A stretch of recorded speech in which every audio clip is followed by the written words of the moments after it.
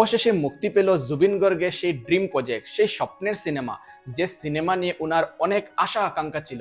তিনি বলেছিলেন এই সিনেমার মাধ্যমে অসমের সিনেমা জগৎ আবার পুনর্জীবিত হবে। সিনেমাটার নাম হচ্ছে রই রই বিনালে।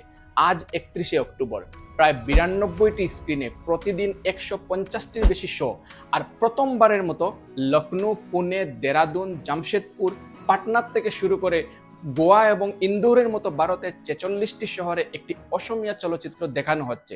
কিন্তু দুঃখের বিষয়টি হলো, সিনেমা তো আজকে রিলিজ হয়েছে, কিন্তু জুবিনদা আমাদের মধ্যে নেই। কিন্তু একটা কথাই আছে, কোনো শিল্পীর কখনো মৃত্যু হয় না। আর আজ এই সিনেমা রিলিজ হওয়ার সাথে সাথে তা আবার সত্যি প্রমাণিত হলো। এই সিনেমা রিলিজ হওয়ার আগে প্রায় সবকটা সিনেমা হলে প্রি বুকিং হয়ে গিয়েছিল। আর সব থেকে বড় ব্যাপারটি হচ্ছে যে এই সিনেমাটি নেক্সট কয়েকদিনের জন্য হাউসফুল দেখাচ্ছে।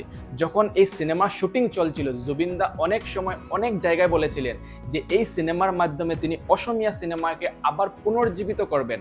আর আজকের মানুষের এই রেসপন্স আর আবেগিক হওয়া দেখে মনে হচ্ছে অসমীয়া সিনেমার একটা নতুন যাত্রা শুরু হয়ে গেল। সিনেমা দেখার পর দর্শকরা যখন হল থেকে বেরিয়ে এসেছেন, দর্শকদের মধ্যে খুব আবেগিক এবং ভেঙে পড়তে দেখা গিয়েছিল। কারণ যে মানুষটার জন্য এই সিনেমা আজকে তারা দেখছেন, সেই মানুষটা কিন্তু আমাদের মধ্যে নেই। এই সিনেমায় একটা দৃশ্য আছে যেখানে সেই সিঙ্গাপুরের আইল্যান্ড বা সমুদ্রের একটা দৃশ্যকে রিক্রিয়েট করা হয়েছে। সেটা দেখার পর মানুষ তার নিজের চোখের জল ধরে রাখতে পারে নাই। এই সিনেমা থেকে আবার প্রমাণ হয়েছে জুবিনদার প্রতি মানুষের নিঃশর্ত প্রেম আর ভালোবাসা অপরিসীম। আমি আশাবাদী এই রই রই বিনালে আসামের সর্বকালের সেরা এবং সব থেকে বড় হিট সিনেমা হবে।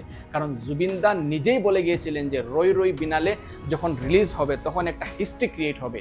আর আজ মানুষের দ্বারা যে রেসপন্স এবং এই সিনেমার হাউসফুল হওয়া, এটা সত্যি প্রমাণিত করছে।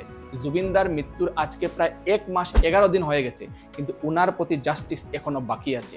এই সিনেমার মাধ্যমে দর্শকরা আবার আবেগিক হচ্ছেন এবং সরকারকে একটি বার্তা দেওয়ার চেষ্টা করছেন যে দেখুন, আমরা কিন্তু জুবিনদার মৃত্যু এখনো ভুলিনি, আমরা ওনার ন্যায় বিচার যে কোনো অবস্থাতে চাই। লাস্ট বাট নট লিস্ট, একটা রিকোয়েস্ট আপনাদের সবার কাছে, কেউ যেন এই সিনেমার কোনো অংশ মোবাইল দিয়ে রেকর্ডিং করে ফেসবুক, ইনস্টাগ্রাম বা কোনো সোশ্যাল মিডিয়ায় আপলোড না করে। কারণ যেহেতু আমরা সবাই জুবিনদার অনুরাগী, তাই এটা করলে জুবিনদার প্রতি একটা ইনজাস্টিস করা হবে। কারণ মানুষ তখন হলে না গিয়ে মোবাইলের মাধ্যমে এই সিনেমাটা দেখবে, তখন লসই হবে এই সিনেমার। তাহলে একটা প্রশ্ন আপনাদের সবার জন্য, এই মুভি নিয়ে আপনাদের আশা আকাঙ্ক্ষা কি, এবং এই মুভিটা কি আপনাদের অলরেডি দেখা হয়ে গেছে, নাকি এটি কখন দেখবেন কমেন্ট বক্সে জানাতে ভুলবেন না। আর ভিডিওটি ভালো লাগলে অবশ্যই লাইক, শেয়ার এবং আমার ইউটিউব চ্যানেলটাকে সাবস্ক্রাইব করতে ভুলবেন না। ধন্যবাদ।